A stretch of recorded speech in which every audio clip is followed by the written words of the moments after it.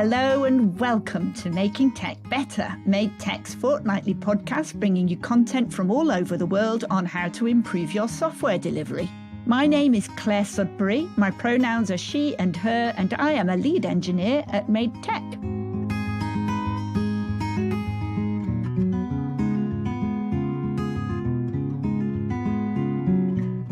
On Saturday, January 15th, 2022, I spoke to Dr. Jay Harrison. I used to work with Jay, so I know just how incredibly passionate they are about building inclusive teams. Their official role is Harbinger of Change at ThoughtWorks. Best job title ever. And Jay has been out as Transgressive Non-Binary GenderQueer, which Jay informs me is now on their passport, and I love it, for over 10 years. I like what Jay's written on their LinkedIn profile, which is that Dr. Jay brings queer theory with a slice of humour into the tech space. Hello, Jay. Hello, Claire. It's fantastic to have you here with me for this episode. I'm going to leap straight in. I'm going to ask you the same first question that I ask everybody at the start. I'm going to ask you, who in this industry are you inspired by? Oh, so one of the people that I'm most inspired by is Keith Morris, which sounds weird for somebody who is non-technical, cannot code, has never coded, uses GitHub very, very rarely and cries whenever I have to use it.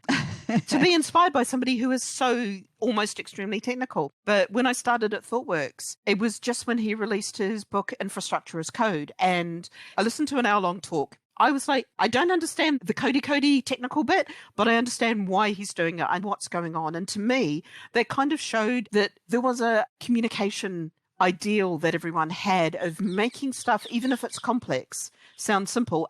By the way, the bird song is actually bird song because I sit by a window all day, every day in a little one-bedroom flat. So I have a whole pile of bird feeders hanging, and you've just hit the point where the parakeets have come past. So That bird song is not me swearing, and there will be other bird song where I've said or anything like that, where your editor will be filtering me out. Fantastic. But yeah, the thing that inspires me is a thought leader who is wonderfully technical, who's come up with this amazing technical idea, but is also able to describe not just what it is, but why it's important in a way that a very non-technical person can understand it and can continue to be inspired. And I've worked with him a few times. He's just a lovely guy. Great. I love it. Okay, so we're here to talk about inclusive teams, but that word inclusive, it can sometimes be confusing. So let's start by, what is the difference between diversity and inclusion? So somebody says diversity is being invited to the party and inclusion is being asked to dance. I'm more like real inclusion is being asked to organize the party and getting to choose the music that you dance to. So diversity is often about, I can build a team that's made up of different characteristics. Mm-hmm. Inclusion is about creating spaces where those characteristics are not seen as barriers, they're seen as enhancers. People seek you out for that difference of opinion and go, we're a team of people who are cis, white, straight men. What else is there out in the world that might make this app not work, or this thing not work, or this technology not work? And to me, that's super, super important. There is still fear about revealing those diversities. There is fear about revealing your mental health status. And that's what inclusion is about, is allowing those discussions to happen where there's no fear, where people can be open and feel cared for. When you say, I'm having a bad mental health week, you don't want to be told, well, just go away and come back when you're better. You want to be told, here's our EAP. Let us know what you need. Let's work together on it. Tell us what EAP is. EAP is usually Employee Assistance Program, and you're supposed to be able to call them about anything confidentially. And the better ones will also offer a certain amount of counselling. And that's really good sometimes for just getting that check-in of, is this real or is this my brain misinterpreting things? Yeah. I find it really, really useful. So we talked a little bit about mental health and employee assistance programs. What other things can we do to make our teams more inclusive? So one of the things that I talk about is that ability to share openly, to give your lived experience without the fear of it ever being used against you by the team in a review or something. Yeah. One of the other ones is consensus decision making. So the ability to talk about a problem, get everyone's opinion around the room, and then collectively arrive at the right way forward. That to me is kind of one of those keys of an inclusive team. The other one is taking care of the people in the team. So when somebody shares something, reveals something about their life, it's taking it on and it's holding that safe. If somebody says, look, I'm having a rough day, COVID's got me a bit panicked this week, I'm just feeling the arg, it's like, what can we do? Would you like to do something that's not pairing for the day? Is that going to increase your stress or not? But in a very caring way. Yeah. One of the other ones is listening before talking. And this is weird because it's that mindset. So when you listen, you're listening to empathize. You're listening to understand. You're not listening just for a gap in the conversation. So it's that listening to understand. Yeah. And there's a fifth one, and if I can remember it, and I even wrote the talk about it. So that was all from my TEDx talk. I've covered the big ones. But yeah, literally, Jay's brain cannot remember 5 points. I can remember 3 to 4 consistently, but never 5. I sympathise very much with the whole not being able to remember stuff. But there you go. We find ways of coping. Yeah. It's all fine. Okay, so we've talked about making teams inclusive. And one of the big topics around diversity and inclusion is unconscious bias. So I'm going to start by just saying, what's unconscious bias, Jay? It is the thing that every human has of looking at somebody and going, you don't naturally belong to what I consider to be my team, and therefore you've got an unconscious bias against them. And it's unconscious bias because you're generally unaware of it. Mm-hmm. Now, a lot of unconscious bias training, people go and become aware of their unconscious bias. I'm unconsciously biased against people who practice a faith. It's just a weirdness, comes from my background, I deal with it. What they don't tell you in a lot of that unconscious bias training is what to do after. So I know that I will have a reaction to somebody who tells me or shows me in some way that they are a person of some faith. Mm-hmm. And that literally comes from a history of homophobic and transphobic abuse from people within different religions. So it's just one of those things that my brain jumps. And what I need to do is go, okay, that's my first thought. There's nothing I can do about it. What's my second thought? Yeah. And be very conscious about what my second thought is. And it's like, is this person doing any of that? No. What similarities do I have to this person? How can I connect with this person? I can ask them about their lives and just seek to empathize and find things that we connect on. And that second part is what's missing from most unconscious bias training. I'll use a very simple example. If you've got an unconscious bias against people who are Black and people who are women, when you meet a Black woman, you're not going to be judging them in your mind on the same grade as you would a white man. Mm-hmm. If they did the same thing, you would think one is assertive and the other is aggressive, for example. And that's a really, really common one. So you need to be aware of that bias and look at how you're reacting to it. Take control of that second thought and of that first action and really, really think about what you're doing in that hiring process. And this is the thing that's going to make such a big difference if people start to get hold of it. But just doing unconscious bias training doesn't get you anywhere. Also, just to be really clear, if you ever accidentally find yourself hired as the diversity hire, which has happened to me, it is the most soul-destroying, confidence-destroying moment that somebody can have if you even suspect that you're the diversity hire. Because you suspect you've been given an easier run just because of who you are, and that you're actually not up to the job, which means you end up with massive amounts of imposter syndrome to deal with. And it just means that after 6 to 12 months, you're like, nah, sod this job, I'm going elsewhere. Because you're just constantly over-pressuring yourself and you're not in a supportive environment. Yeah, I agree. But it is a really interesting one because let's say that you're aware of your unconscious biases, you're taking conscious action to address it. So you're looking at a pool that you're hiring from, that you're aware that there are people in that pool that are potentially going to fall foul of your unconscious biases. What do you do about it? In the context of, I guess there's at least 2 places that you need to think about. One is how you respond to a candidate in an interview. And another is how do you then have conversations behind the scenes with people when you're looking through a whole pool of candidates that you, for instance, just interviewed and you're talking to each other about which you prefer. So it starts even before you've set up the pool of candidates. It starts with talking about what you're looking for. There's this notion of norm. And Norma's a lovely person. Norma's a cis, white, straight man, middle-aged, middle class, been to a good school, is married but doesn't have any children, no caring responsibilities, doesn't need to look after elderly parents or anything like that, educated in this country, English is his first language, all of those things. That's Norm. Lovely, lovely person. Mm-hmm. When you try to hire away from that notion, it becomes really hard. If you've got a team made up of Norms and one of them's called Bob and Bob leaves, and you have a shape that fits, that looks a particular way inside your head, you will end up hiring another Bob. Yeah. Even if you met Khadija, and Khadija is a fantastic candidate and could be Bob plus extra, you're like, or I can hire another Bob. Yeah. And people end up just hiring for the same. And it's about, okay, I've got a gap in my team. What does the team currently do? How does the team currently work? Who wants to grow in particular places?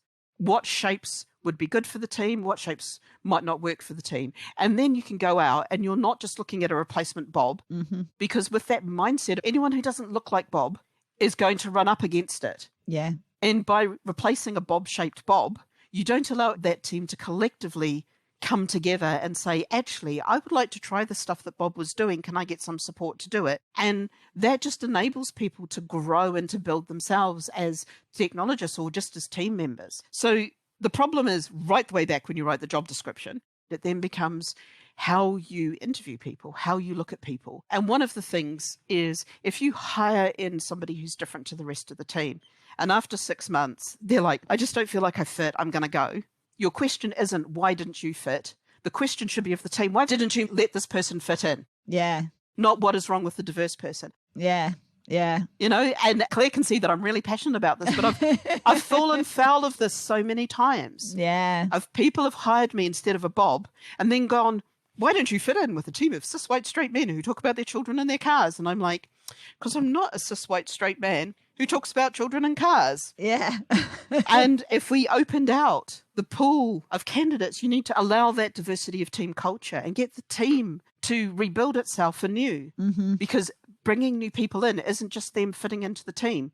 If you don't make space for those conversations when a new person comes in, you say to the person, right, you're joining our team. This is how we do stand-up because this is how Bob liked it. This is how we do quality because this is how Bob liked it. And the person's like, so you just want me to play Bob? Okay, I'll play Bob. Yeah. You don't give them the chance to bring themselves. Yeah. They could see a ginormous security flaw, but just not feel, oh, no, Bob must have known about that and Bob must have thought it's not important. Therefore, I'm not going to bring it up because it would disrupt the team. Yeah. Yeah. So what we're saying here is that you really want to create an environment where if somebody new joins, you say, yeah, we've got a new person with a new perspective. Let's ask them about that perspective, listen to it and see whether that's going to be useful to us and we might actually gain something as a result. Let's actively encourage that. Yeah. Yeah. Yeah. Okay, so another thing that comes up when you're hiring for diversity is that you want to actually keep an eye on how well you're doing and you want to pay attention to the diversity of your hires. And that's where things can get problematic, because if you're actually operating some kind of blind sifting, which personally I'm a fan of, and I'd love to hear you talk about it too, where you don't actually know the identifying characteristics of the people that you're hiring. You don't know whether they're black. You don't know whether they're women. You don't know how old they are. If you've deliberately removed that information from your pipeline, then how can you be aware of whether or not you are doing a good job? How do you gather data on that? For me, I'm always just going to preface everything with, for me. Actually, I realized we didn't do pronouns at the start of this. Oh, because I know that you introduce your pronouns. I do. Because I was going to give a story of how that builds up that trust. That is absolutely my bad, because I always record an extra bit that gets put on afterwards where I do my pronouns, but I forgot to ask you about your pronouns. So wait a minute. Let's just put a pin in what we were talking about. We were talking about gathering data for diversity. Yeah. But you want to talk about pronouns. Jay, what are your pronouns? So the pronouns I like to use are they, them, or theirs. I usually say I'm Dr. J and my pronouns are they when I do an introduction. And that way it just kind of opens the door to people to state their pronouns, or to have a reaction to me stating mine, and I know exactly where I stand from there on. So to come back to the thing that we put a pin in, something as simple as stating your pronouns when you're the recruitment coordinator calling a candidate to organise an interview. Something as simple as on the form, you say, what's your name and what pronouns do you prefer? Now, I always say prefer. It's not a preference. I just use the word prefer there as a softener. And I use it as a softener because as somebody who grew up with a lot of passive aggression, there's a way of asking a question, and by putting preferred there stops that question becoming a passive aggressive statement. So which pronouns do you prefer can never be said passive aggressively. Whereas which pronouns do you use can sound very aggressive. There's something about tone of voice, and playing around with that was really important because it's never a preference. It's like asking Bob if he likes to be called Robert or Bob. If he says Robert, you're never going to call him Bob ever again. Yeah. And it's the same thing of like, it is a preference, but it's not a preference. Yeah. Anyway, something as simple as putting that on your forms lets people know that you're thinking in the right space. Yeah. You can explicitly say these things are going to be kept anonymous because coming out as LGBT can limit your employment chances. It totally does. Yeah. Yeah. People will look at you and go, you're queer? Nah, I don't want that in my company. So it's thinking about things like that, but then it's setting up that trust of saying, we want to know this information to help us monitor and ensure that we get diverse candidates. And then you can ask some of these questions and you can anonymize it so that it's never connected to somebody's name. So you just know that in this pool of candidates, you had a candidate who identified within the LGBT spectrum. You had a candidate who identified as Black. You had a candidate who identified as having some neurodiversity, ADHD, autism, anything like that.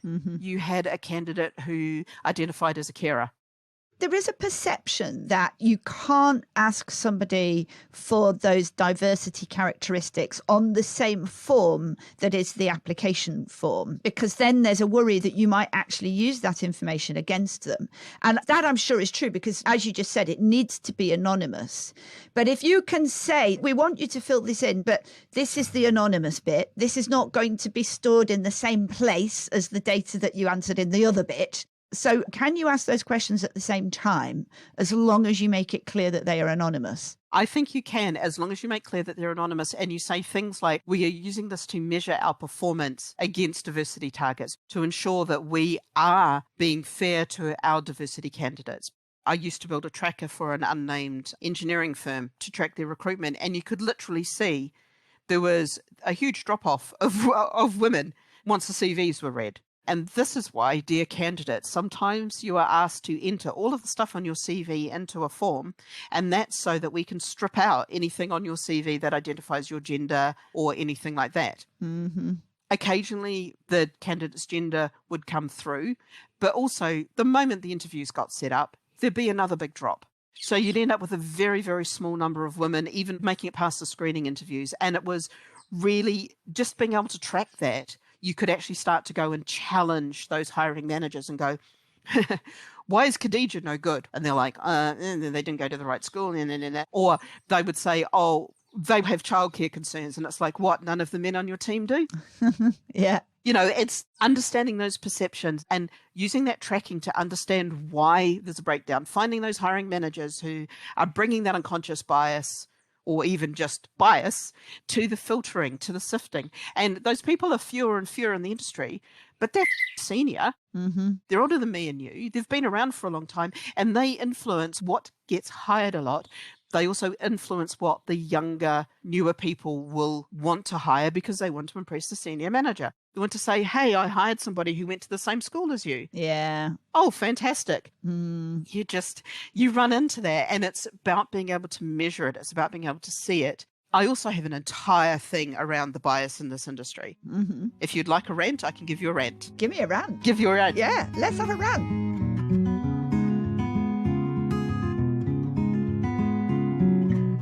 While I've got your attention, let me tell you a bit about Made Tech. After 21 years in the industry, I'm quite choosy about who I'll work for. Made Tech are software delivery experts with high technical standards. We work almost exclusively with the public sector. We have an open source employee handbook on GitHub, which I love. We have unlimited annual leave. But what I love most about Made Tech is the people. They've got such passion for making a difference, and they really care for each other.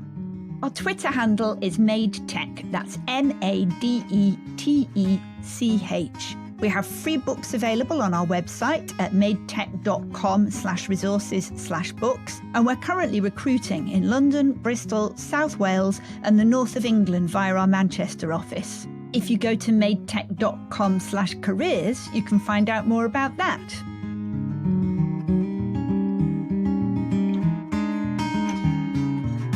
Before the break, Dr. J was about to treat us to a rant. We are totally biased in this industry, and especially in the non-tech roles. For example, and this comes back to that hiring a Bob style person. Bob is a project manager who grew up on Prince 2 and therefore had a Prince 2 qualification. Mm-hmm. So when hiring for Bob, we will say, oh, despite working Agile, we'll ask that you've got a Prince 2 qualification and can also work Agile, because that makes a thing like Bob. Mm-hmm. One of the things that really, really frustrates me is there's so many good people out there who, for whatever reason, didn't get to go to university or college, didn't get to finish their educations for all kinds of reasons, who have the skills that we want, that we're screaming out for, but they will never apply for the jobs because we ask for them in the wrong way. And we will never, if they ever apply, we will never interview them because they don't have that Prince 2 magic piece of paper, Mm-hmm. which nobody cares about, nobody uses, and nobody's used Prince 2 for years. So you end up with these people who are working as assistant managers in coffee shops, who are working in retail, who are doing all of these things, who have the things that we want, which is that ability around logistics, that ability to stakeholder manage, that ability to schedule, that ability to figure out and work out trade-offs. If you have ever tried to work out the schedules in a bar, Mm-hmm. you have gotten very, very good at doing trade-offs, at having discussions, at reaching a collaborative decision. Yeah. Why are we not saying to people, this is a valuable skill we'd like in tech? Yeah. We have just lost ourselves. We talk about inclusion. We talk about lifting people up. We talk about changing people's lives. And yet we say, to get into tech, you've either got to go through a coding camp, which if your brain doesn't suit coding, it's biasing us in such ways of just saying we'll only take these particular types of brains, or we'll only take people who've finished university. And I'm like, Yeah. what skills do you learn that somebody who's worked 10 years after leaving school hasn't also learned? And they've learned in a different way, and they've probably learned the hard way, Mm-hmm. and they may not even describe it in the right way, but give them that chance. Yeah. Yeah. Well, I mean, I don't know if you know, but we run an academy at MedTech where we explicitly are hiring people who don't have qualifications, who haven't been to university, who, you know, may have done a little bit of coding when we're hiring for engineers, but we're not, you know, who cares? What difference does that really make? And it's not just that they don't have to have a degree at all, but also they could have a degree in another subject. So I happen to know you are Dr. J. You actually have a PhD in some fancy science thing. What is it again? I have a PhD in the immunology of multiple sclerosis. So I studied for 10 years, and it was about how the immune system crosses into the brain where it's not supposed to go during multiple sclerosis. Yeah, fancy science stuff, like I said. Fancy science stuff, which bears no relationship to my job. Well, I mean, maybe I'm wrong, but I would imagine that you learned some stuff during that time, which you have been able to transpose, which transferable skills, you know, to do with the rigor, to do with the way that you think about things. I don't know, but I would imagine that that stuff has not been completely useless to you. No. So I'm a business analyst / service designer. I'm the random hand wavy person who goes, how do we make this technology and the people and the processes fit together? And process mapping is something that I'm particularly good at, Mm-hmm. but that comes from what I was doing in the lab. Yeah, yeah. And my ability to absorb a large amount of data and summarize it, that's just from doing a PhD. I just had to read so many thousands of papers and be able to go, this 25-page document had one important thing that I needed to know, and this is it. Yeah. And just being able to do that for a team. And those are skills that I didn't know were useful for a long time, because I was working in call centers as a call center jockey, which is why I'm slightly deaf. So I've got selective loss in a couple of frequencies thanks to the beep that you put through call center headphones. Wow. You don't know that what else you can do is useful. And this is why I'm so passionate about finding other ways to get people into tech. Because technology has been a great career for me, and I want more people to be able to get into it who come from different backgrounds. And you don't need a PhD to get into tech. Yeah. You don't need a master's. You don't need a bachelor's degree. You just need a curiosity. Anyone who can organize stuff, you're probably going to be a good project manager. Anyone who's curious about stuff, you're probably going to be a decent BA. And anyone who constantly tries to break stuff, you're probably a brilliant QA. Yeah. And anyone who just keeps on picking locks and breaking their way in is probably going to be brilliant at security. Yeah. You know, there are some really, really key non-tech things that people don't know that they could be good at because they're never told. Yeah. Your career people at school don't tell you, hey, you're a wonderfully curious person. You could become a business analyst at a large consultancy that's global, and then eventually make yourself up to become a principal and be like, ooh, Yeah. ooh. You know, no one tells you those things. One thing I just wanted to return to briefly was the thing about asking for pronouns. Because I do generally ask people for their pronouns. I've written it down, your new phrase, ask them what pronouns they prefer. But I do ask them about what pronouns they use, and I tell them what my pronouns are when I do job interviews, when I'm interviewing people. But sometimes I forget. And also sometimes I feel slightly uncomfortable about it, because quite a common response is that people just look a bit bewildered because it's not a question they're used to being asked and they think it's obvious. And so that can prevent me from asking it because I think that it's going to put them on the back foot.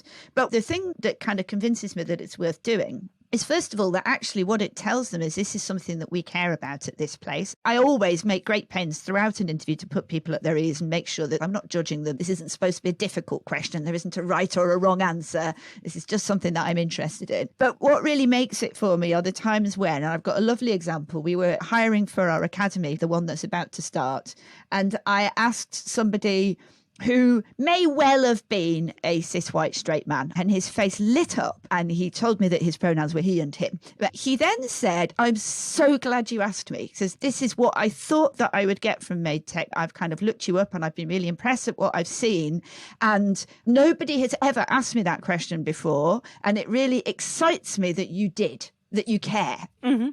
And I think it's thinking about those moments. So when I joined ThoughtWorks 6 years ago and a bit, they really, really wanted to get more diversity in there. They just didn't know how to ask about pronouns. When I was being interviewed, there was like a whole pile of stress because they all knew that I was non-binary.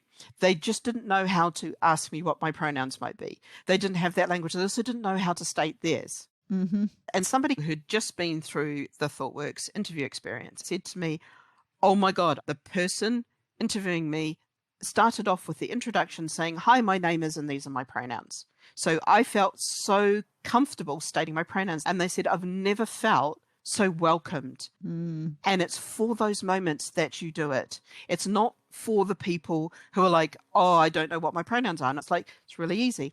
Do I use he, she, or they for you? And they're generally a binary person. The one that's also a snifter to me of somebody who is uncomfortable in a toxic way is when somebody says, oh, just use any pronoun as long as you're polite. There is something in the tone of voice and there's something in that response that says to me, this is not a safe space for me as a non-binary person.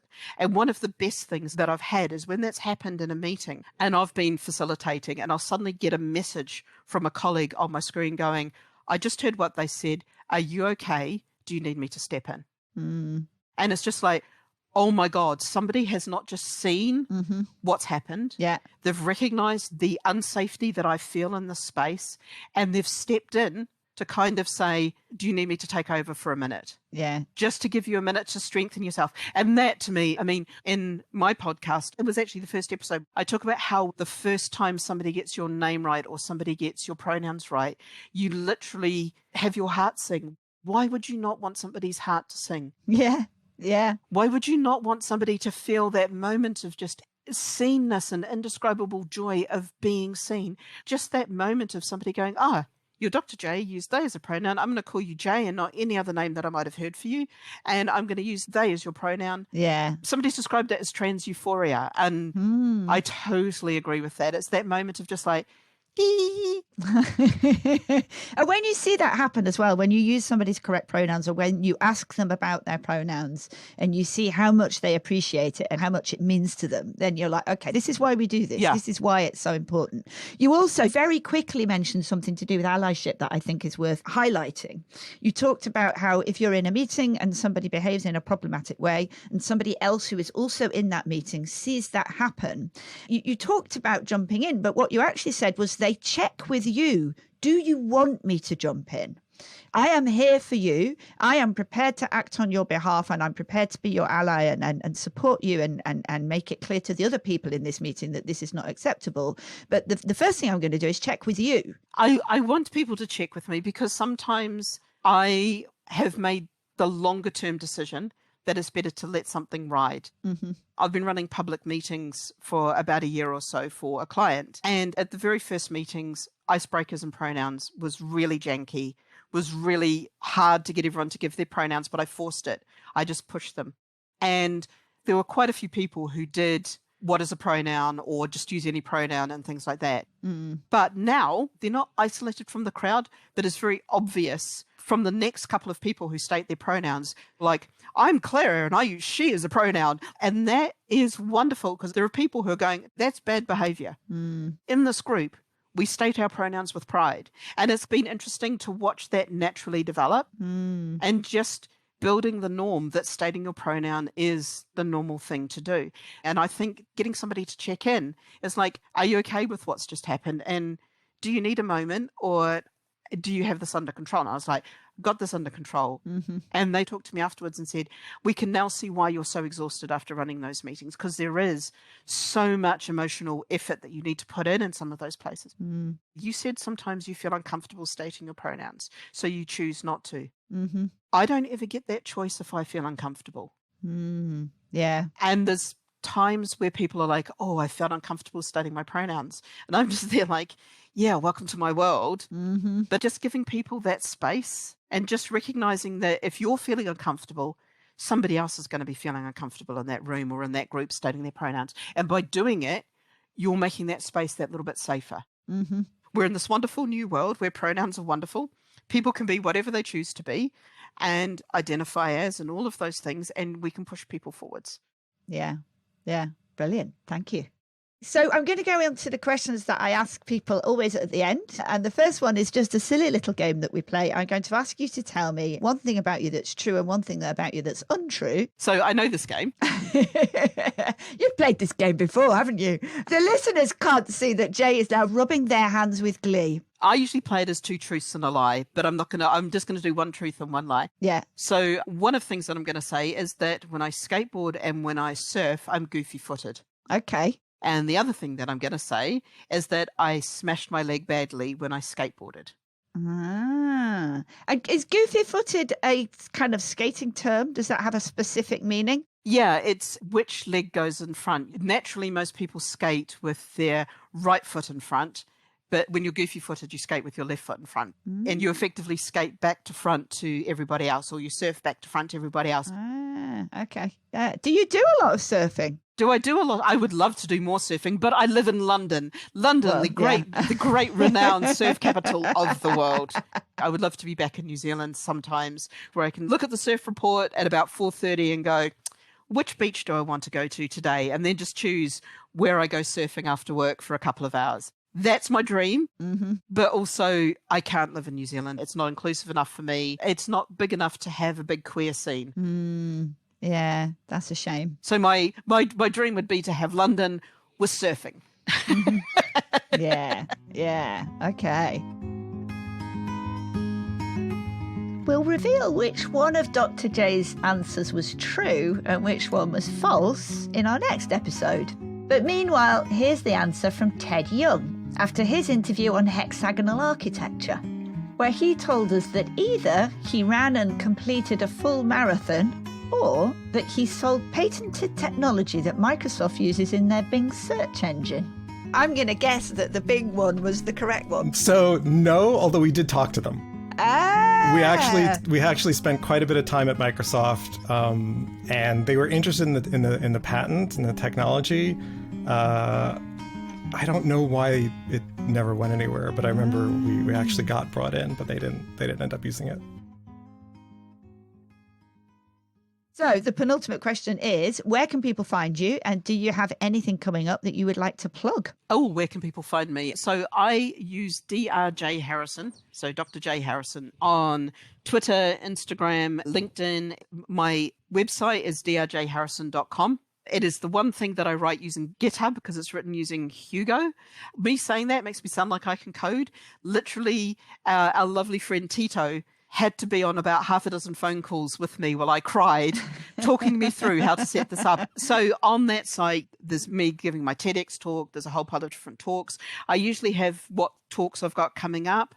I've got something coming up in March. It's a women in tech thing. I'm on a panel because my pitch was, how do you get women in meetings to speak up more? And I was like, you don't, you get them in to shut up.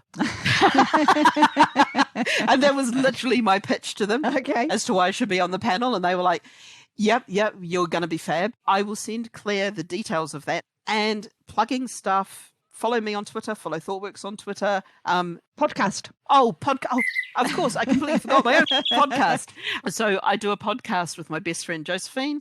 It is called It Is Complicated. Search for it on all of your podcasting platforms because it's explicit, because we don't take out the swears and we talk about queer stuff and we talk about life and queer theory and how all of that stuff gets complicated. One of the limiting factors of stuff being available in other countries is the fact that I am queer.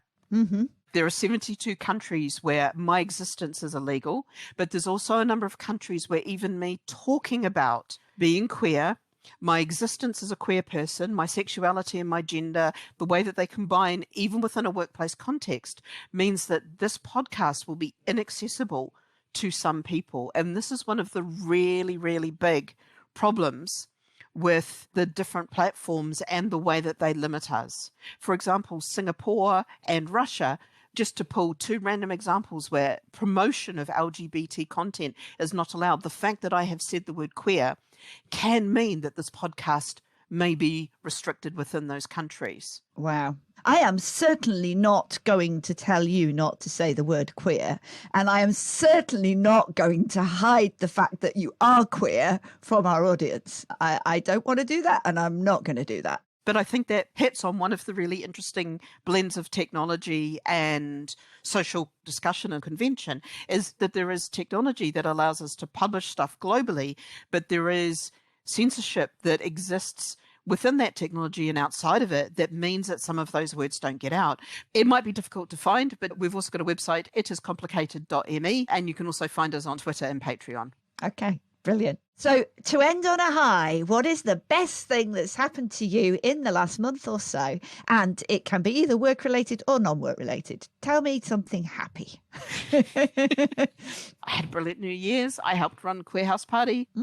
We had a room full of people in real life, plus an amazing online party to make it fully accessible and all of those things. Had a brilliant New Year's Eve with people whose company I enjoy. And that's been one of the best things. That sounds pretty good to me. Brilliant. Thank you so much. Thank you.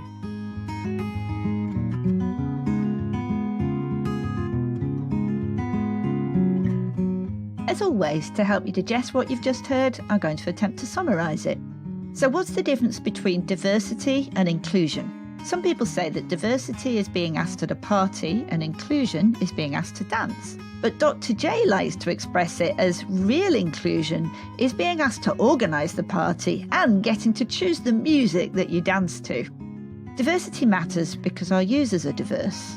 It matters because we don't want people to feel fear about revealing their diversities, whether that's sexuality, gender, family background, mental health status. Inclusion means feeling safe and cared for and able to be open about what makes us different. It means knowing in advance how you'll handle diversity. So if someone says they're having a bad mental health week, you can say, here's our employee assistance programme. There are other ways of being inclusive too, like finding consensus when making decisions, like caring about people when they're having a bad time, and like listening before talking. Unconscious bias is a natural human trait. We tend to hold bias against people we don't consider to be on our team, and it's unconscious because you're unaware of it. Unconscious bias training helps you to be aware of these biases, but it doesn't necessarily tell you what to do about it. You need to be aware of your first thought, which is the bias, but then what about the second thought? You can control that.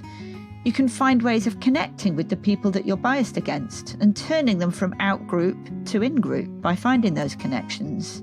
And you can be aware of your biases and look at how you react to them so that you take control of the second thought and the first action. When hiring, don't just look for Bob replacements. Think about how the rest of the team can grow into Bob's place, and think about what you actually need for growth rather than stasis. Give newcomers room to have new ideas and make things different. Actively seek new perspectives, and don't demand qualifications that won't even be used. Think about transferable skills. For instance, working in a coffee shop can involve juggling complex logistics. In all contexts, asking for pronouns helps with inclusion and therefore diversity. And any discomfort people might feel is made up for by the feeling of joy for the person who is not normally given the opportunity to state their preferred pronouns. As Jay says, why would you not want somebody's heart to sing? And this isn't just for the people directly affected, but also their allies. It's a sign that you care about everyone. And don't forget that some people don't have the choice to avoid any pronoun-related discomfort. When asking people for their pronouns, ask what pronouns people prefer. This avoids passive aggression. And when asking for diversity-related data, make sure you explain why, and explain that it's anonymous. And then you can use tracking to monitor any apparent bias and ask questions about why certain people are being excluded. You can be an ally for people who are vulnerable. If you spot something happening that might impact someone adversely, check in with them. Are they okay? And ask whether they'd like your intervention before leaping in. Okay, stick around for extra content. Every other episode, this last short segment will be devoted to story time. Storytelling is useful for teaching, for unlocking empathy, and for creating a sense of shared connection and trust in your teams. I love telling stories to both children and adults. I'm actually a lapsed member of the UK Society for Storytelling. So the plan is that I'm going to be using stories to illustrate various points about effective software development. I was 14 years old and babysitting for two small children. I think they were 3 and 4 years old. They were the children of my mother's friend. I'd babysat for them a few times. I liked it there. It was a cosy house and the kids were nice, but there was one thing that was a bit awkward, which was the open fire. It was the main form of heating and it was always going out. And I never really knew how to keep it going. But I did know this one trick where you hold up a sheet of newspaper in front of the fireplace. This causes oxygen to get sucked up the chimney at the bottom of the newspaper and pulls the air through the fire and gets it roaring again. It's okay. This story has a happy ending. Well, depending on your point of view. But nobody died. Okay, so the little boys were in bed. I was doing some homework. The fire went out. So I did the newspaper trick. But I made one fatal mistake. Instead of a sheet of newspaper, I held up a whole newspaper. I could hear the fire behind the newspaper roaring away, and once I was satisfied that it had done the job, I pulled away the newspaper, and the whole thing was on fire. And it was at this point that I made my second mistake. In my panic, instead of just throwing the whole thing back in the fire, I dropped it. The carpet caught fire. A small stool and an armchair nearby both caught fire. There was quite a large area of fire, maybe 1 metre squared. So I ran into the kitchen, but I knew from making cups of tea how ridiculously slow running the tap was. It didn't seem like I had time to fill a container with water, and I couldn't see a fire extinguisher. And I looked at the phone, but I thought, surely by the time the fire brigade get here, it's going to be too late. So I ran back in, and I just started sort of jumping up and down in the middle of it, trying to stamp it out. My hair caught fire. My shoe got a hole burnt right the way through to my skin. They were pale pink leather shoes. I can remember them really clearly. I think I must have been in my pink phase.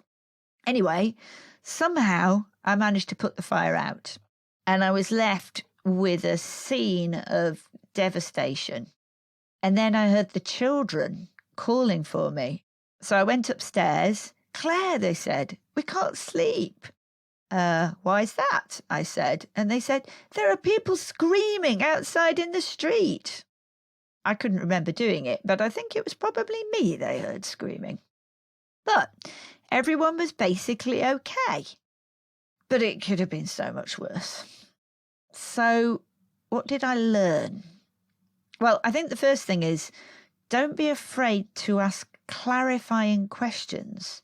When I was first shown the newspaper trick, I could have tried practicing it myself. I could have checked exactly what are the parameters for this. Is it okay to hold up a whole newspaper? Should you only ever do it with one sheet of newspaper?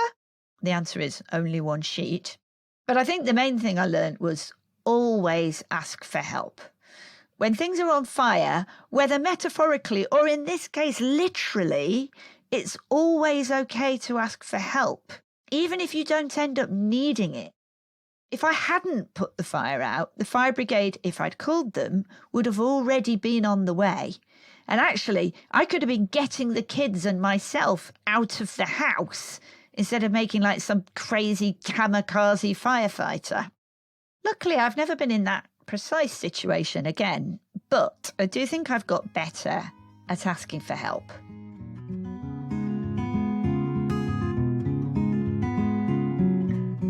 And that's the end of another episode. If you're enjoying the podcast, please do leave us ratings and reviews because it pushes us up the directories and makes it easier for other people to find us. I've got a few talks coming up. You can see the details on my events page on Medium, which is linked to from my Twitter profile. And you can find that at Clare Sudbery, which is probably not spelt the way that you think. There's no I in Clare, and Sudbery is spelt E-R-Y at the end, the same as surgery or carvery. You can find Made Tech on Twitter at MADETECH, and do come and say hello. We're very interested to hear your feedback and any suggestions you have for any content for future episodes, or just to come and have a chat. Thank you to Rose, our editor, Gina Cady, our podcast coordinator, Fiona Egan, our transcriber, Richard Murray for the music, there's a link in the description, and the rest of our internal Made Tech team. Kyle Chapman, Jack Harrison, Carson Robb, and Laura Plaga. Also in the description is a link for subscribing to our newsletter. We publish new episodes every fortnight on Tuesday mornings. Thank you for listening, and goodbye.